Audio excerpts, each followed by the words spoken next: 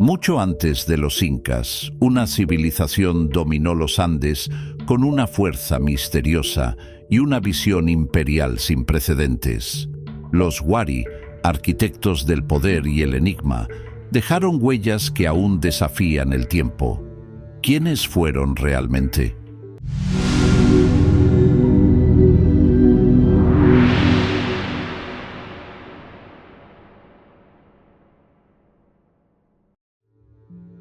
La cultura Wari floreció en la costa y tierras altas del antiguo Perú entre el 450 y el 1000 después de Cristo. Centrada en su capital Huari, los Wari explotaron con éxito las diversas rutas que controlaron para construir un imperio administrado por capitales provinciales conectadas por una larga red de caminos. Sus métodos para mantener un imperio y un estilo artístico tendrían una significativa influencia en la posterior civilización inca. Los Wari fueron contemporáneos con las otras culturas del Horizonte Medio, 600 a 1000 después de Cristo, establecidas en Tiahuanaco y Pucara. Los Wari más belicosos eran también agricultores favorecidos y construyeron canales para irrigar campos con terrazas. La estabilidad económica y la prosperidad que esto trajo les permitió a los Wari implementar una estrategia combinada de poder militar, beneficios económicos y una simbología artística distintiva para forjar un imperio a lo largo del Perú antiguo. Su superior manejo de la tierra los ayudó además a resistir el período de 30 años de sequía durante el fin del siglo VI después de Cristo, que contribuyó al declive de las culturas vecinas Nazca y Moche. Los Wari sin duda estuvieron influenciados por culturas contemporáneas, por ejemplo, al apropiarse del dios del báculo Chavín, un dios muy asociado con el sol, las lluvias y el maíz. Lo transformaron en un ícono ritual presente en los textiles y cerámica, difundieron su propia iconografía y dejaron un último legado en el arte andino. Los mejores ejemplos del arte Wari se aprecian en los hallazgos textiles, que de vez en cuando representan al dios del báculo, plantas, la flor del cactus San Pedro, pumas, cóndores y especialmente llamas, lo que ilustra la importancia de estos rebaños de animales para los Wari. Los textiles se quemaban con los muertos y las tumbas en el desierto seco han sido bien preservadas.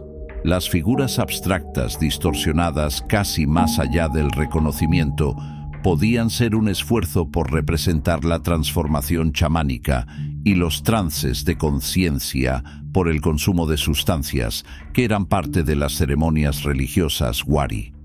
Las formas populares de la cerámica Wari eran los recipientes de doble vertedero, presentes también en otras culturas andinas, urnas grandes, vasos, platos y figuras de efigies moldeadas. Los diseños decorativos estaban fuertemente influenciados por los que se usaban en la producción textil Wari. El dios del báculo era un tema especialmente popular para los vasos de verter, quero, así como guerreros con lanzas de dardos, escudos y túnicas militares. La presencia del dios de los báculos en las vasijas rotas Wari, que se asemeja a una divinidad que aparece grabada en la Puerta del Sol de Tiahuanaco, indicaría influencia cultural tihuanaquense. Esta imagen aparece dibujada en unas grandes urnas ayacuchanas que se conocen como estilo Conchopata, pues este es el sitio donde se les encontró por primera vez. La influencia de Tiahuanaco, así como la de Nazca, sería crucial en la formación cultural y religiosa de esta cultura. Poco se sabe sobre los detalles de la estructura administrativa Wari, ya que no parecían utilizar una forma de registro escrito. En cambio, usaron una herramienta llamada quipu, o registro de nudos. A pesar de ser más conocido por su uso en la contabilidad inca, Muchos estudiosos creen que el primer uso como herramienta de registro ocurrió en Wari.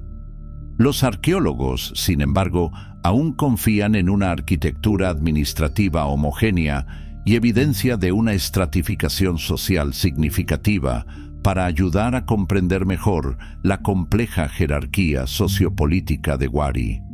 El descubrimiento a principios de 2013 de una tumba real intacta en el castillo de Huarmey ofrece una nueva perspectiva de la influencia social y política de los Waris durante este periodo.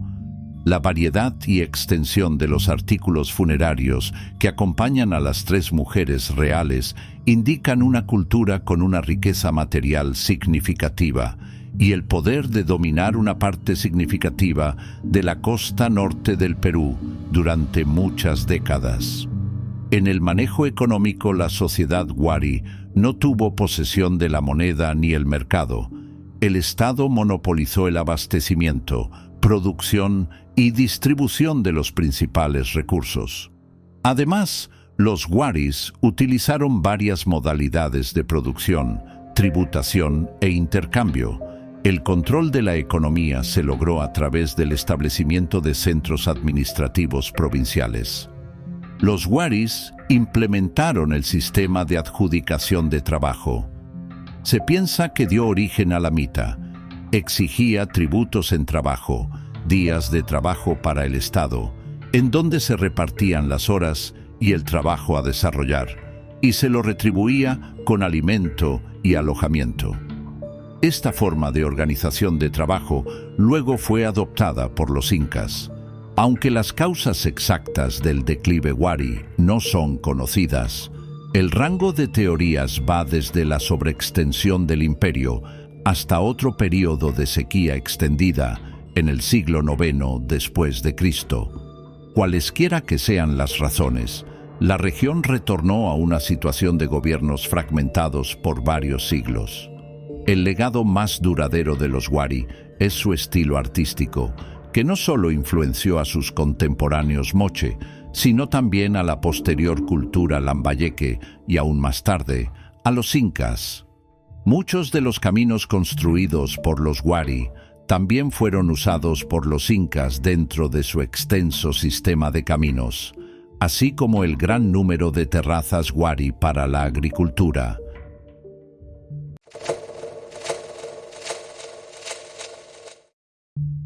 ¿Quiénes fueron ellos realmente? En las nubladas montañas del Amazonas peruano, una civilización desafió a la naturaleza y al tiempo. Los chachapoyas, los enigmáticos guerreros de las nubes, construyeron ciudades imposibles y dejaron un legado envuelto en misterio.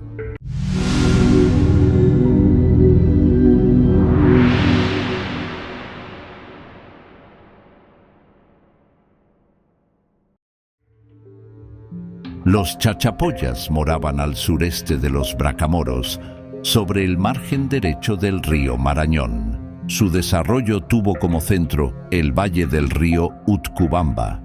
Abarcaba así la parte sur del actual departamento de Amazonas y sectores del noroeste del departamento de San Martín, como también espacios del extremo oriental del departamento de La Libertad. Los chachapoyas tienen una larga historia en la región, medida en varios milenios, a juzgar por los testimonios de arte rupestre expuestos en las paredes rocosas de cuevas de la provincia de Utcubamba.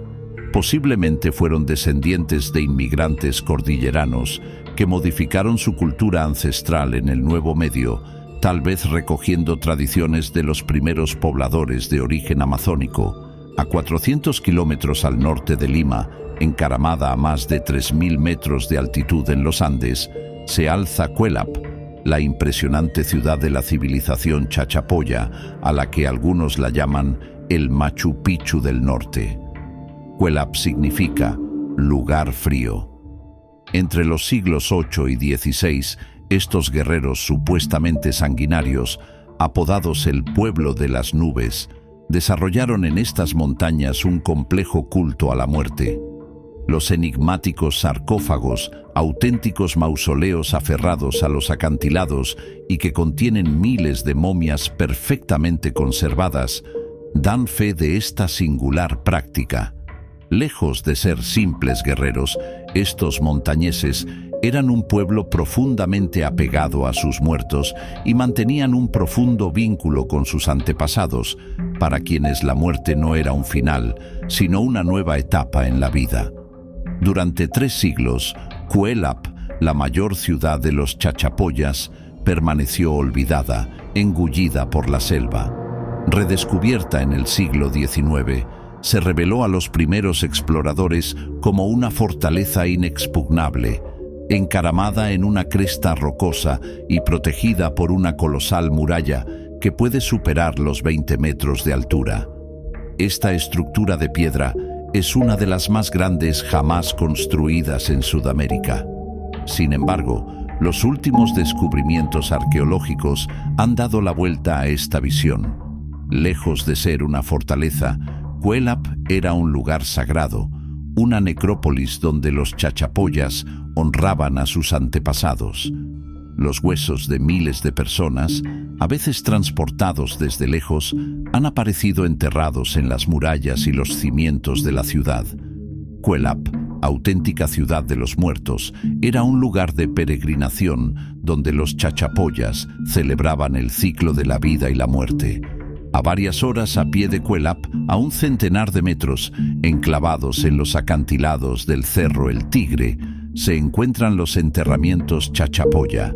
Estos sarcófagos, erguidos como centinelas de piedra, parecen otear el horizonte y vigilar el valle.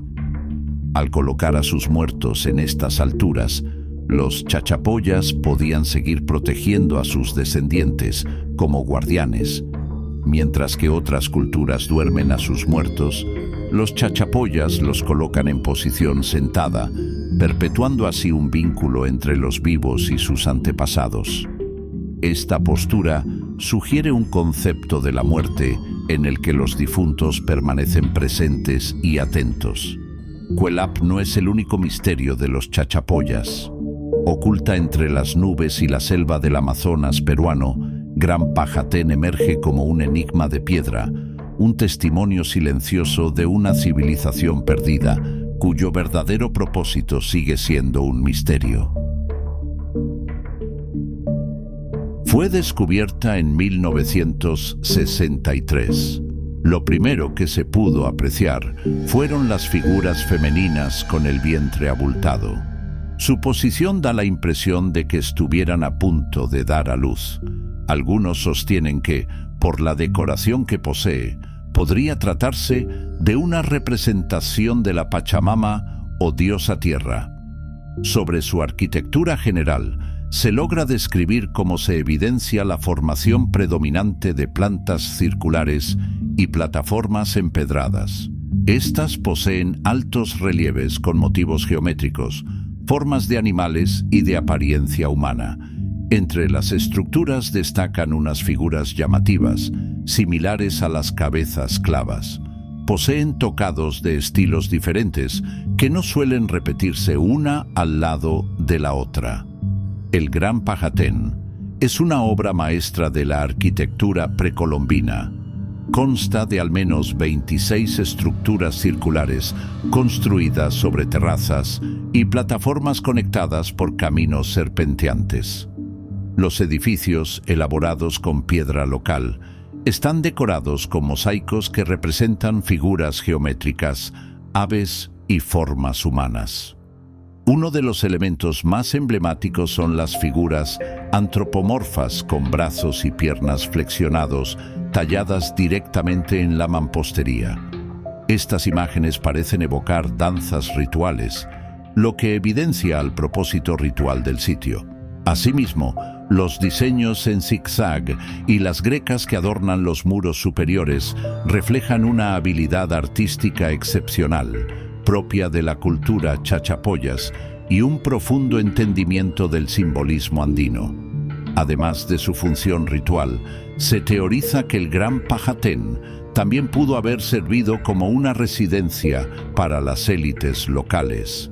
Las evidencias arqueológicas sugieren que los habitantes del sitio no solo construyeron edificios impresionantes, sino que también desarrollaron sistemas agrícolas avanzados para sostener a su población. Mientras que Cuélap se alza como una ciudadela monumental, el Gran Pajatén destaca por la minuciosidad de sus decoraciones y su aparente conexión con prácticas ceremoniales específicas. En la cultura chachapoyas existía dos tipos de tratamiento funerario: mausoleos de piedra labrada y sarcófagos de arcilla. Ambos se hallan en lugares prácticamente inaccesibles. Los mausoleos eran grandes grupos de construcciones cuadrangulares, con techo a dos aguas, cornisas grandes y nichos cuadrangulares o en forma de T. Entre los mausoleos más importantes están Rebash y Usator. Por otra parte, los sarcófagos cubrían el cuerpo del difunto, que se encontraba en cuclillas y envuelto con tejidos, y aparecían como una bóveda de forma cilíndrica o cónica. Aunque fueron conquistados por los incas, su cultura y tradiciones dejaron huellas que aún hoy fascinan. Los chachapoyas siguen siendo un misterio en muchos aspectos, pero su resistencia, ingenio y legado perduran en las alturas de la selva peruana.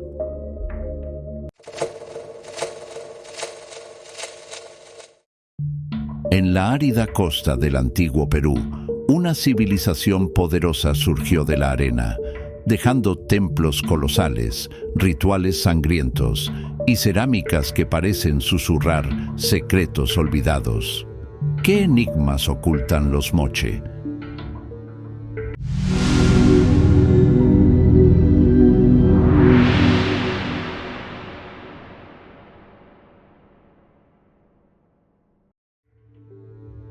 También conocida como la cultura de Mochica, surgió entre la costa norte y los valles del Perú antiguo, en particular en los valles de Chicama y Trujillo, entre el 100 y 800 después de Cristo. El territorio moche estaba dividido lingüísticamente por dos lenguas separadas pero relacionadas: el muchic, hablado al norte del valle de Lambayeque, y el Kingan.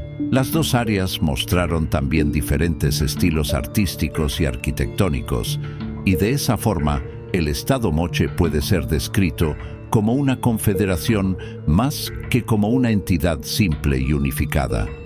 Los moche eran contemporáneos con la cultura nazca más sobre la costa, pero gracias a sus conquistas de territorios circundantes, tuvieron la posibilidad de acumular las riquezas y el poder necesarios para establecerse como una de las culturas andinas tempranas más antiguas y únicas. Los moche también se destacaron en el arte con tal grado estético que sus murales, cerámicas y trabajo en metal naturalistas y coloridos se encuentran entre los más destacados de las Américas. Construyeron unos grandes templos en forma de pirámides accesibles por rampas llamadas huacas, construidas con bloques de adobe, y que presentaban los muros cubiertos de frescos labrados y pintados, plasmando dioses, aves y tejidos geométricos. Se solía hacer una reedificación cada cierto tiempo, en la que en vez de remodelar una pared, la tapaban construyendo otra enfrente, lo que permitió la conservación de esas pinturas. La pirámide más grande es la Huaca del Sol, la cual tiene 4 niveles y mide 40 metros de alto a día de hoy. Originalmente alcanzaba los 50 metros de altura. Cubría un área de 340 por 160 metros y estaba construida con alrededor de 140 millones de ladrillos, cada uno sellado con una marca del fabricante. Una rampa al lado norte da acceso a la cumbre, que es una plataforma en forma de cruz, la estructura más pequeña, conocida como la Huaca de la Luna. Mide 500 metros de distancia y fue construida con alrededor de 50 millones de ladrillos de adobe.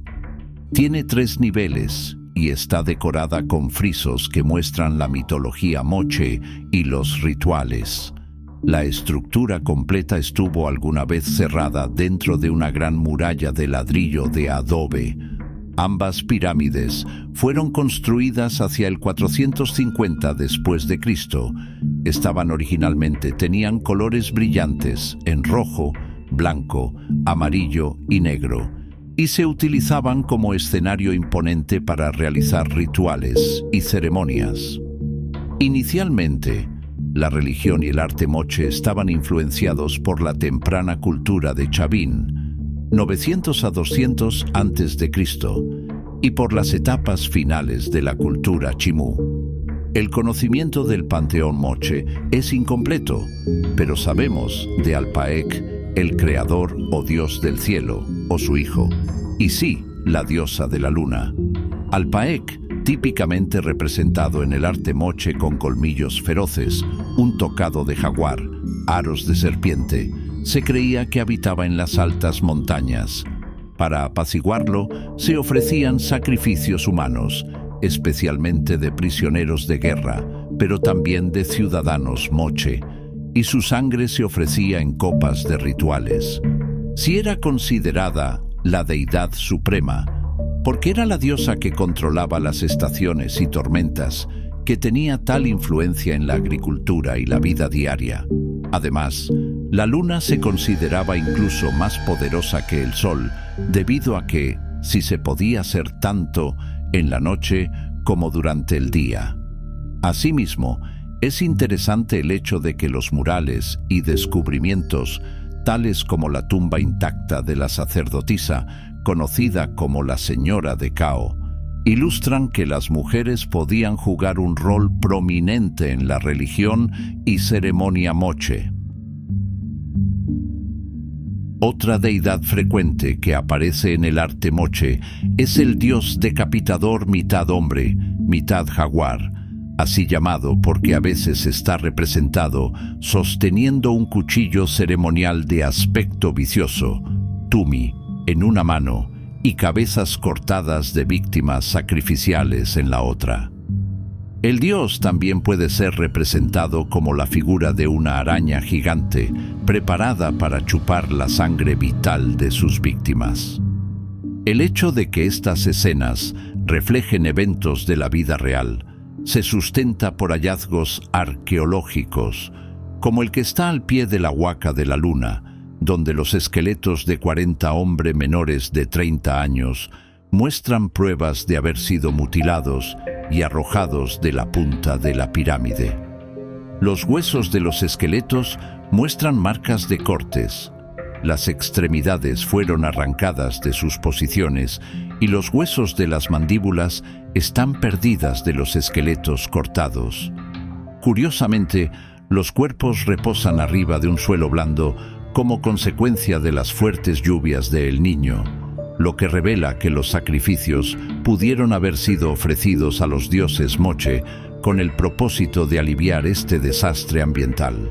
También se han descubierto copas ceremoniales que contienen trazas de sangre humana, y las tumbas han revelado individuos disfrazados y enjollados, casi exactamente como las figuras religiosas simbolizadas en los murales moche.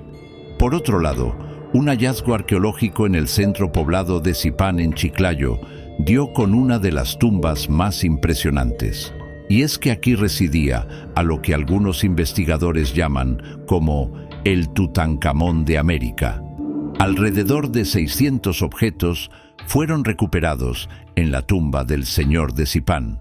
Sobresalen la vestimenta, que medía aproximadamente 1.67 metros, los 3 pares de orejeras de oro y crisocola, o el collar formado por 20 frutos de maní, de los cuales 10 están elaborados en plata y otros 10 en oro, aludiendo a la dualidad presente en la cosmovisión mochica.